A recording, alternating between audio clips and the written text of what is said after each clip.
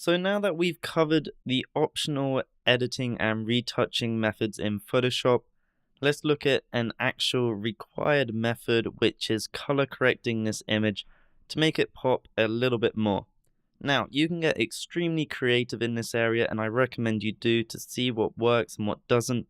However, I'm just going to show you a foolproof way in which I like to color correct, and many professionals also like to color correct in Photoshop. So let's begin by creating a curves adjustment. And to do this, you can go to Window Adjustments to view the Adjustments panel. And then we're going to click on the curves right here. So we've got our curves layer loaded in. I'm going to zoom in a little bit here to just see the image a bit more.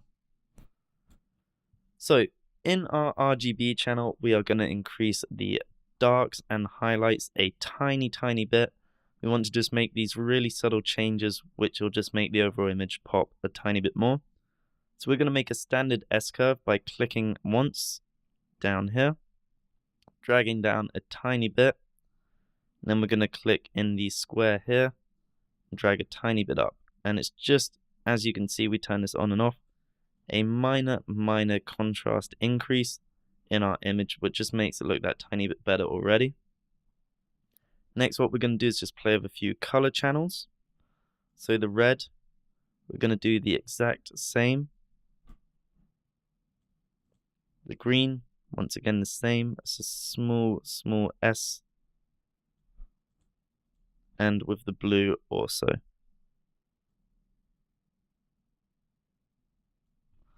And if we turn this on and off, you can see what we've done. We've made it really contrast nicely. Now, you may be saying, hey, that's too much. No problem. We are playing in a non-destructive way, so we can reduce the opacity on this. We could bring it to, say, 75%. And it's just going to reduce that effect power a little bit less. And this is looking really great. Now, the image looks a little bit underexposed. So what we can do is add a levels adjustment. And with the mid-tones, we can increase those up a tiny bit to see what's going on. It may not look great. However, we're just going to set ours a tiny bit to 1.05, and it's just doing a minor increase in our actual contrast. And that's the basics of color correction. There are many other ways which you can do this, such as coming into the color balance, which is also highly recommended, where you can start off with the shadows. So if you want more blue in your shadows, you increase it the blue way, or more yellow in the shadows, you increase it the yellow. So say if we want to increase a bit more orangey in our shadows, we'd increase the red and yellow, and it will just add a bit more orange, as you can see. However, if you want a bit more contrast, we could do blue and cyan. And as you can see, it's adding a bit more blue into the image, which is looking really nice. Come into our mid-tones. Zoom in a bit here. Add a bit more red and yellow to our image.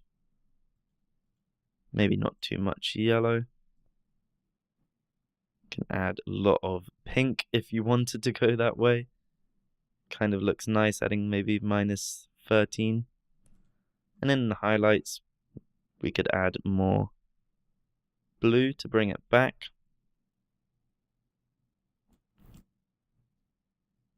And even a little bit of pink, and we'll see what the results are. So we can see it's a minor color change, adding a bit more contrast and dramatic edge around here.